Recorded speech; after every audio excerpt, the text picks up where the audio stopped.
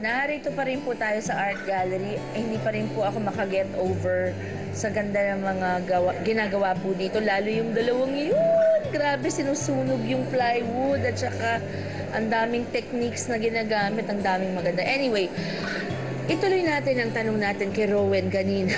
Dahil nais kong malaman, sino nga ba yung kumakatok sa pinto mo? Yung ano ko po dati, yung asawa ko, si Sharon nga. Si Sharon. Okay.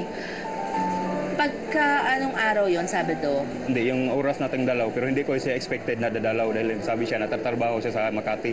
Ah, so parang surprise ka niya? Surprise ko, parang meron siyang gustong malaman sa akin. Na ano yun? Pagpasok niya ng selda, anong...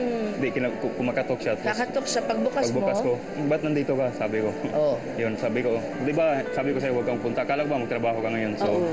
sabi niya, di, tinitingnan ko, baka may babae ba rito. So, tinitingnan sa ilalim ng kama kung may nagtago babae. Sa loob ng selda yan, ha? Sa loob ng cubicle po. Yung may cubicle po kami dito. Pag-conjugal visit? Kahit hindi po, yung sarili po.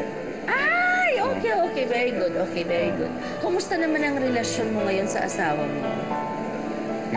Malungkot, ma'am. Malungkot. Bakit? Last year, nagpunta siya dito, July 20. Yun ang pag-alis niya. Nagpaalam na mag-asawa na ng iba. May asawa na raw siyang iba. Hindi lang siya nagsabi sa akin, may kalibin na raw siya. So, yun, parang hindi ko sana tanggapin, kaya lang wala ko naman akong magagawa kung gusto niya. Asawa mo rin daw ang isa sa napaka-importanting dahilan ng pagbabago ng pagkatao mo? Yun. Totoo ba yun? Totoo po yun. Kasi naka-apekto naman ba sa'yo? Yun ang nakakatakot dahil siya yung dahilan ng pagbabago mo para maging mas mabuti. Opo. Ang natatakot ako para sa'yo, Rowen, yung bang ngayong hiwalay na kayo, baka naman maapektuhan ka masyado at bumalik ka sa dati? Tingin mo ba mangyayari pa yon? Hindi na rin, ma'am, dahil ayaw ko na rin. Dahil hindi rin. Sa love ko rin sa kanya, parang kailangan mo mag-let go ng tao. Anyway, ilang taon na lang ang natitira sa sentensya mo?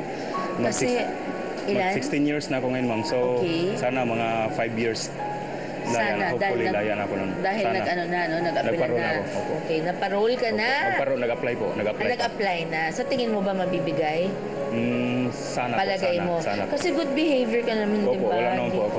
Ayun. Ano ngayon ang gagawin mo paglaya mo? Dahil nakakuha ka dito ng kursong electronics, ano pa?